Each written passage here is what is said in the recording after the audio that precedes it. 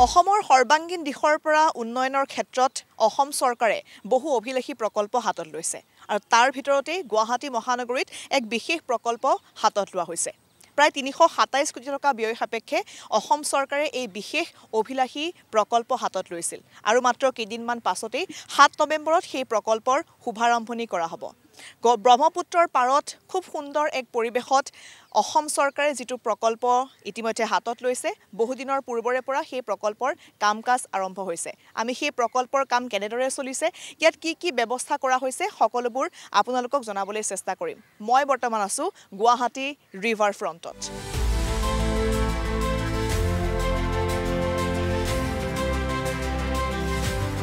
পৰ্যটনৰ ক্ষেত্ৰত অসমখনক আগুৱাই নিবলৈ অসম চৰকাৰে ইতিমধ্যে বিভিন্ন পদক্ষেপ হাতত লৈছে আৰু তাৰ মাজতে এক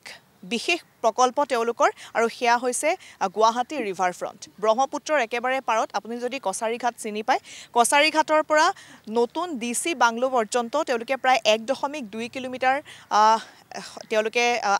আগুৰি লৈছে এই ঠাইখিনিয়ে আৰু এই ঠাইখিনিতে খুব সুন্দৰকৈ নিৰ্মাণ কৰা হৈছে এখন বিশেষ পাৰ্ক। প্ৰথমতে আপোনালোকক এই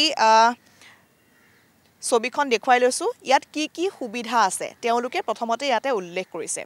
প্ৰথম কথা, ৰাইজৰ বাবে যিহেতু এইখন মুকলি কৰা হ'ব, য'ত চিটিং এৰিয়া থাকিব এক সুন্দৰ পৰিৱেশত, বাইক পাৰ্কিঙৰ ব্যৱস্থা তেওঁলোকে কৰিছে। বাইচাইকেল ট্ৰেক আছে, য'ত ৰাতিপুৱাৰ পৰা ৰাতিলৈকে তেওঁলোকে চাইকেল চলাব পাৰিব ট্ৰেকত, আৰু কালাৰ গাৰ্ডেন তেওঁলোকে ইয়াত সংলগ্ন কৰিছে। খুব সুন্দৰকৈ ফুলসমূহ তেওঁলোকে ইয়াত খুব সুন্দৰকৈ ইয়াত ৰুইছে। তাৰ সমান্তৰালকৈ ছাউণ্ড প্লে গাৰ্ডেন, শিশুসকলৰ মনোৰঞ্জনৰ বাবে তেওঁলোকে এই বিশেষ পদক্ষেপ গ্ৰহণ কৰিছে। আৰু এই যিখিনি সুবিধা, এই সুবিধাখিনি আচলতে ৰাইজৰ বাবে মুকলি কৰি দিয়াটো সহজ নাছিলে। তেওঁলোকে মুকলি কৰিবলৈ সাজু হৈছে আৰু বহুদিনৰ পৰা এই প্ৰকল্পৰ কাম যিহেতু চলি আছে, গতিকে যথেষ্টখিনি ইয়াত কথা আছে। আমি পুংখানুপুংখভাৱে আপোনালোকক সকলোবোৰ দেখুৱাবলৈ চেষ্টা কৰিম। গতিকে আহক আমি এই গেটেৰে, প্ৰথম যোনখন গেট আছে কছাৰীঘাটৰ, সেই গেটেৰে ভিতৰলৈ সোমাই যাওঁ।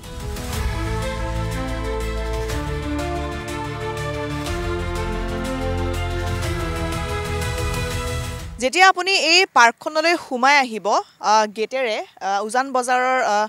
যি কাছাৰীঘাটৰ গেট আছিলে, সেই গেটেৰে যেতিয়া আপুনি সোমাই আহিব, এই ধৰণৰ আপোনালোকে চিটিং এৰিয়া পাব, য'ত বিভিন্ন প্ৰান্তৰ পৰা অহা পৰ্যটকসকলেই হওক বা গুৱাহাটী মহানগৰীৰ বা বিভিন্ন ঠাইৰ পৰা অহা লোকসকলে, এই পাৰ্কলৈ অহা লোকসকলে তাত বহিব পাৰিব, কিছু সময় তেওঁলোকে কটাব পাৰিব। কেৱল এয়াই নহয়, ইতিমধ্যে মই উল্লেখ কৰিছোঁ ইয়াত কি সুবিধা আছে, তেওঁলোকে সেই সকলোবোৰ ইয়াত উল্লেখ কৰিছে। আৰু আটাইতকৈ ডাঙৰ কথাটো হৈছে যে ইয়াত তেওঁলোকে যিসমূহ গছ-গছনি ইয়াত ৰোপণ কৰিছে, প্ৰত্যেকজোপা গছকে তেওঁলোকে বছৰটোৰ আচলতে গোটেই বছৰটো সেই গছবোৰ যাতে সজীৱ হৈ থাকে, তাৰ বাবে তেওঁলোকে বিশেষ ব্যৱস্থা গ্ৰহণ কৰিছে। ইয়াৰ পৰা আৰম্ভণি আপোনালোকে দেখিছে, ইয়াত বিভিন্ন ধৰণৰ বিভিন্ন প্ৰজাতিৰ স্নেক প্লেণ্ট লগোৱা হৈছে আৰু এই স্নেক প্লেণ্টসমূহে আমাৰ বাতাবৰণ সুস্থ কৰি ৰখাত সহায় কৰে। তাৰ সমান্তৰালকৈ আমাৰ উশাহ নিশাহ লোৱাই হওক, বিভিন্ন ক্ষেত্ৰত আমাক সদায় মানুহৰ ক্ষেত্ৰত যথেষ্ট সহায় কৰে। গতিকে তেওঁলোকে এই আৰম্ভণিত তেওঁলোকে স্নেক প্লেণ্টসমূহ লগাইছে। এইফালেও বিভিন্ন ধৰণৰ তেওঁলোকে গছ-গছনি লগোৱা দেখিবলৈ পোৱা গৈছে। প্ৰথমতে মই আহিছোঁ ইয়াত থকা ছাউণ্ড প্লে গাৰ্ডেন। যেতিয়া সোমাই আহিব আপোনালোকে ঘাটেৰে, ইয়াত দেখিব ছাউণ্ড প্লে গাৰ্ডেন। ইয়াত সকলোবোৰ খুব সুন্দৰকৈ স্পষ্টকৈ উল্লেখ কৰা হৈছে, যাতে কাৰো কোনো ধৰণৰ অসুবিধা নহয়। আৰু শিশুসকলৰ বাবে বিশেষকৈ তেওঁলোকে কিছু সময় ইয়াত কটাব পৰাকৈ এই বিশেষ ছাউণ্ড প্লে গাৰ্ডেন তেওঁলোকে ইয়াত ব্যৱস্থা কৰিছে। গতিকে আহক আমি ছাউণ্ড প্লে গাৰ্ডেনত এবাৰ সোমাই চাওঁ।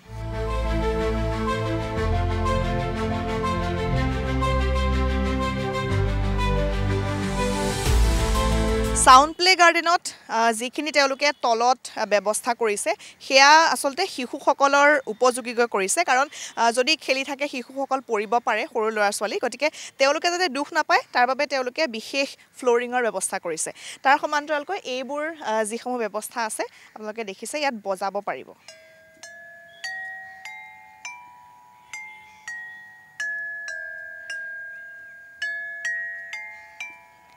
আৰু এয়া শিশুসকলৰ মনোৰঞ্জনৰ কাৰণে তেওঁলোকৰ এয়া ব্যৱস্থা। কেৱল এইখনে নহয়, আৰু আছে ইয়াত ড্ৰামৰ দৰে তেওঁলোকে কিছু ৰাখিছে, যিবোৰো বজাব পৰা যাব।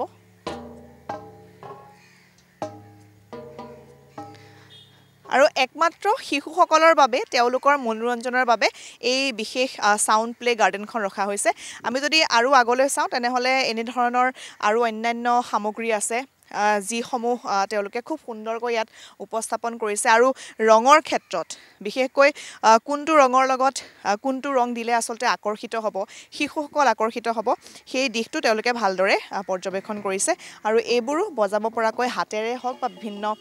সামগ্ৰীৰে বজাব পৰাকৈ এয়া তেওঁলোকে ব্যৱস্থা গ্ৰহণ কৰিছে আৰু এই সাউণ্ড প্লে গাৰ্ডেনখন আপোনালোকে দেখিছে কিছু দীঘলীয়া আৰু বিভিন্ন ধৰণৰ সামগ্ৰী আছে আমি অলপ আগলৈ যাম আৰু আগলৈ গ'লে আৰু এটা বিশেষ ইয়াত দেখিবলৈ পাইছে আপোনালোকে এইটো শিশুসকলে বজাব পৰাকৈ বিশেষ ব্যৱস্থা কৰা হৈছে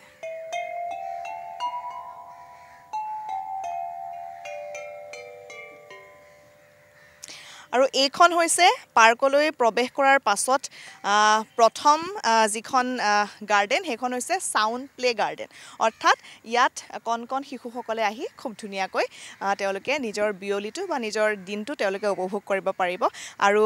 এয়া আপোনালোকে দেখিছে সাউণ্ড প্লে গাৰ্ডেন সন্ধিয়া হোৱাৰ লগে লগে ইয়াৰ পৰিৱেশটো আৰু ধুনীয়া হৈছে আমি আৰু আগলৈ যাম আৰু আগত আমি দেখুৱাবলৈ চেষ্টা কৰিম আৰু বিশেষ তেওঁলোকে কিছু ব্যৱস্থা কৰিছে গছ-গছনিৰ ক্ষেত্ৰতে হওক আৰু বিভিন্ন ক্ষেত্ৰত সকলোবোৰ আপোনালোকক দেখুৱাই যাম বলক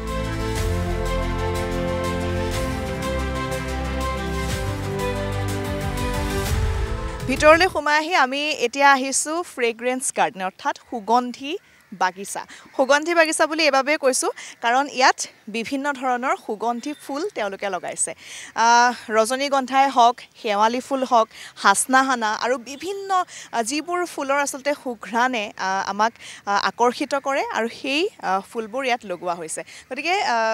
প্ৰথমতে মিউজিকেল গাৰ্ডেন দেখিলে আৰু এতিয়া ভিতৰত আপোনালোকে দেখিব এয়া হৈছে খুব ধুনীয়াকৈ তেওঁলোকে এই গছবোৰ ৰুইছে লগতে গোলাপ ফুলও দেখিবলৈ পাইছোঁ গোলাপ ফুল আছে ৰজনীগন্ধা আছে আৰু যিসমূহ ফুলে আমাক আকৰ্ষিত কৰে যিসমূহ ফুলৰ গোন্ধই এটা পৰিৱেশ খুব ধুনীয়া কৰি ৰাখে আৰু তাৰ মাজতে আপোনালোকে দেখিবলৈ পাব এয়া বিভিন্ন প্ৰজাতিৰ তেওঁলোকে ফুলবোৰ লগাইছে এতিয়া যিহেতু কিছুদিন হৈছেহে লগোৱা গতিকে কিছু সময়ৰ প্ৰয়োজন হ'ব আৰু লাহে লাহে এই গছবোৰ যেতিয়া ডাঙৰ হ'ব তেতিয়া হয়তো পৰিৱেশটো কিমান ধুনীয়া হ'ব সেয়া আপোনালোকে অনুমান কৰিব পাৰে আৰু এইখন হৈছে তেওঁলোকৰ ফ্ৰেগ্ৰেন্স গাৰ্ডেন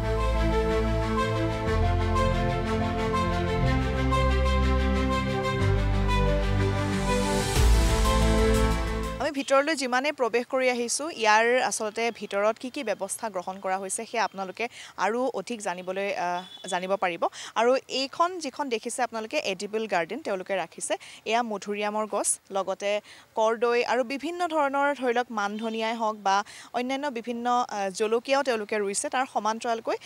বিভিন্ন ধৰণৰ আমাৰ ঔষধি গুণসম্পন্ন যিসমূহ গছ-গছনি আছে আমি দৈনন্দিন ব্যৱহাৰ কৰা যিসমূহ খাদ্যৰ সৈতে ব্যৱহাৰ কৰা হওক বা বিভিন্ন ক্ষেত্ৰত ব্যৱহাৰ কৰোঁ সেই সকলোবোৰ তেওঁলোকে ইয়াত সেই গছবোৰ ইয়াত ৰুইছে গতিকে এতিয়া যেহেতু সৰু হৈ আছে কিছু সময় লাগিব তাৰ পাছত যেতিয়া ডাঙৰ হ'ব তেতিয়া হয়তো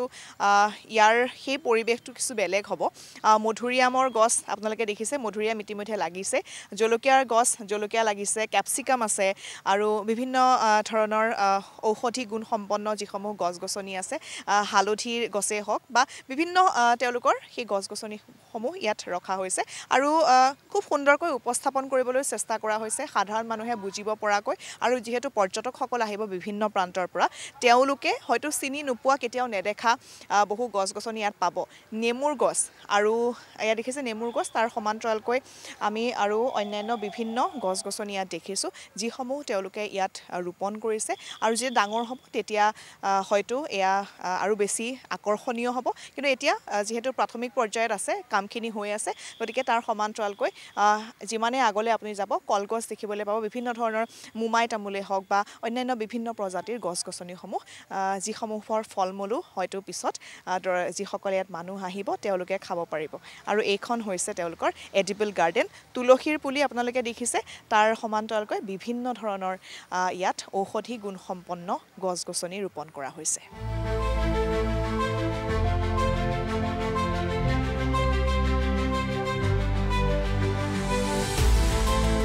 আৰু ভিতৰলৈ প্ৰৱেশ কৰি আৰু এটা বিশেষ ব্যৱস্থা আমি দেখিলোঁ যে ইয়াত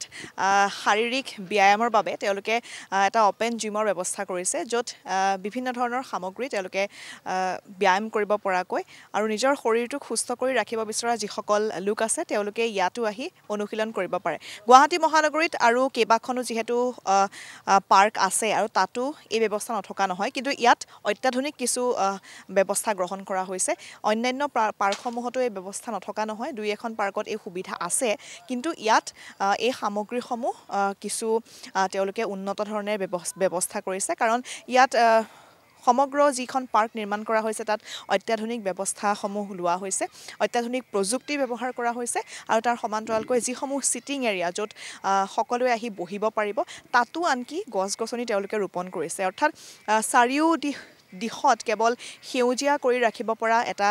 বিশেষ ব্যৱস্থা গ্ৰহণ কৰা হৈছে আৰু চাৰিওফালে কেৱল সেউজীয়া এখন ছবি তেওঁলোকে দাঙি ধৰিবলৈ চেষ্টা কৰিছে আৰু এয়া চিটিং এৰিয়া আৰু চিটিং এৰিয়া হ'লেও ইয়াত আপোনালোকে চাৰিওদিশে দেখিব কেৱল গছ-গছনি আৰু সমগ্ৰ পৰিৱেশটো এইদৰে চাওক সন্ধিয়াৰ ভাগত খুবেই আকৰ্ষণীয় হৈছে আৰু যেতিয়া ইয়াক মুকলি কৰা হ'ব এই পাৰ্কখন তাৰ পাছত আৰু অধিক আকৰ্ষণীয় হৈ উঠিব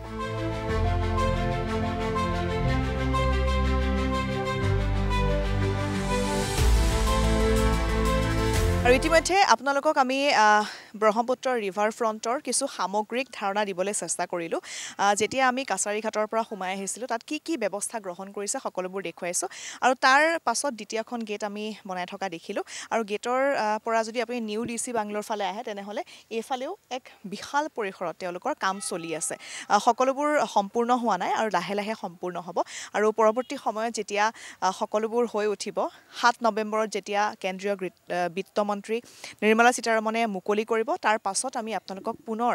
ইয়াৰ পৰা খুব সুন্দৰকৈ দেখুৱাবলৈ চেষ্টা কৰিম কিন্তু আজি কিছু আভাস আপোনালোকক দিবলৈ চেষ্টা কৰিছোঁ আৰু গুৱাহাটী মহানগৰীৰ পৰ্যটনৰ ক্ষেত্ৰত ই যথেষ্ট সহায়ক হ'ব সমগ্ৰ অসমৰ ক্ষেত্ৰতে সহায়ক হ'ব আৰু বিভিন্ন প্ৰান্তৰ পৰা পৰ্যটকসকলে আহি নিশ্চয়কৈ ইয়াত আমোদ পাব তেওঁলোকে আনন্দ পাব কাৰণ এনেকুৱা ধৰণৰ